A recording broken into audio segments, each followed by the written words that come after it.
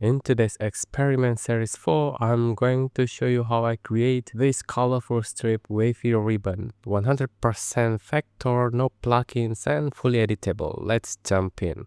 With the image selected, head to the object menu and choose create object mosaic. Now if that option is grayed out, no worries, just click rasterize and leave the setting as they are and click OK. Now try again and you'll see create object mosaic is active and just click on it. I'm setting the tiles to something that works well for this effect. For this one, I go with 20 tiles wide and 2 tiles high. But feel free to experiment. Different numbers will give you completely different palettes. The fun part is in trying combination that feels fresh. Once the mosaic is created, select it and ungroup it if needed. Then pick out the colors and turn them into your custom swatches. There's no fixed rule for combining this color. It's all about finding what feels visually exciting. Forget the color wheel for now and just be wild. Now let's draw the base shape. Grab the rectangle tool or just press M on the keyboard and draw a long, thin horizontal rectangle. This will become our ribbon. Next, switch to the curvature tool on the toolbar. Click along the side edge of the rectangle to add an anchor point. Now click on the anchor points again and drag it either up or down to start curving the line. Repeat this process to build a flowing wave shape.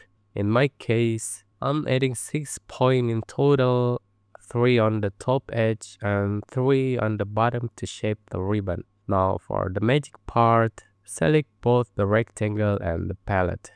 Go to Object and fill up Distort and make with top object. The color palette we created earlier is now locked into the shape.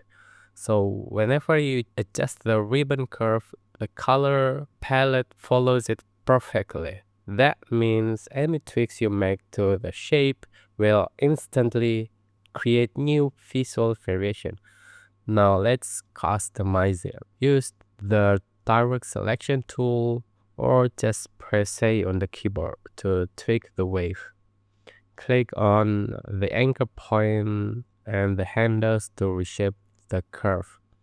You can add more anchor points if needed using the add anchor point tools, or press plus on the keyboard, or delete some with delete anchor points tool to simplify.